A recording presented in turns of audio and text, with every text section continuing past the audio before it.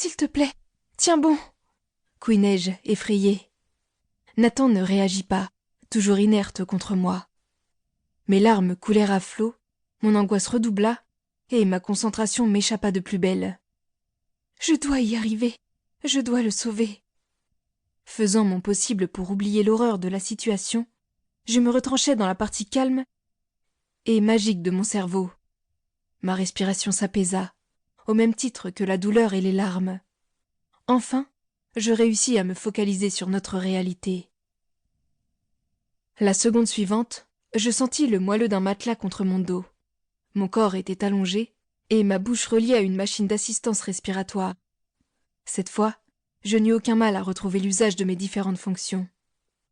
Un poids lourd me comprimait tout le côté droit. J'ouvris les paupières dans un sursaut. Nathan. J'allais arracher le tube de ma bouche lorsqu'Alex m'attrapa le poignet. Laisse-moi faire, mon cœur.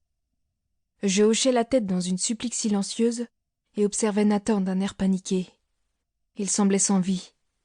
Alex s'affaira à me débarrasser des différents capteurs qu'il m'avait installés. Ses doigts frôlaient ma peau par endroits, et cela me troublait beaucoup trop à mon goût. T'en fais pas, mon cœur. J'ai déjà vérifié ses constantes, et il va s'en sortir. Sa voix me provoqua un long frisson d'excitation.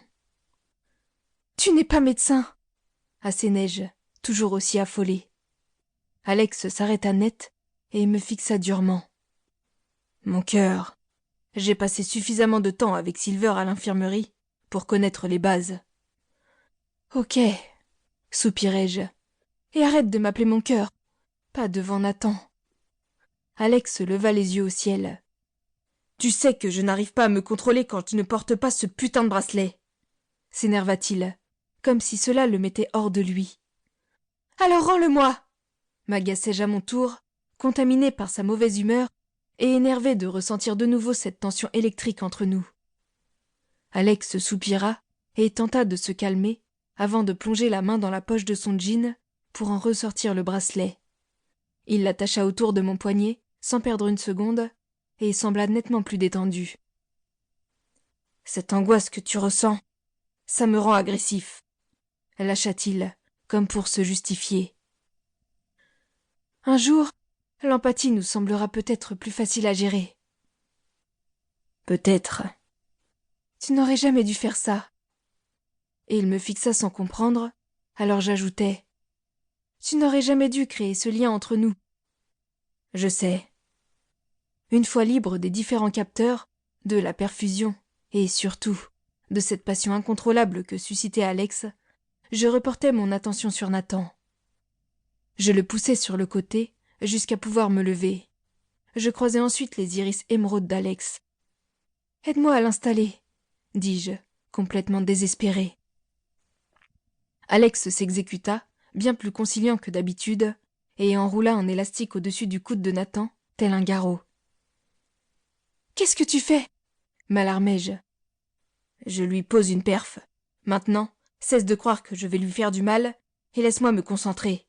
Nathan est aussi important pour moi que pour toi. » Cette réplique me cloua sur place, et je suivis avec attention le moindre de ses gestes. Lorsqu'il eut terminé, il attrapa son portable et tapa quelque chose dessus. La seconde suivante, une forme floue apparut près d'Alex. « Théo !» Elle se jeta sur Nathan en pleurant, serrant sa main avec frénésie, tandis qu'Alex se collait dans son dos pour la consoler.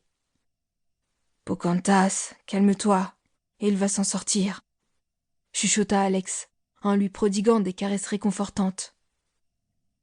Une terrible douleur m'obstrua la gorge. Je n'avais jamais voulu faire du mal à autant de personnes. « L'autre Nathan m'a dupé !» lâchai-je, dans un murmure. Alex releva la tête et me jeta un regard réprobateur. Théo braqua ses yeux emplis de chagrin sur moi, et ses iris s'assombrirent.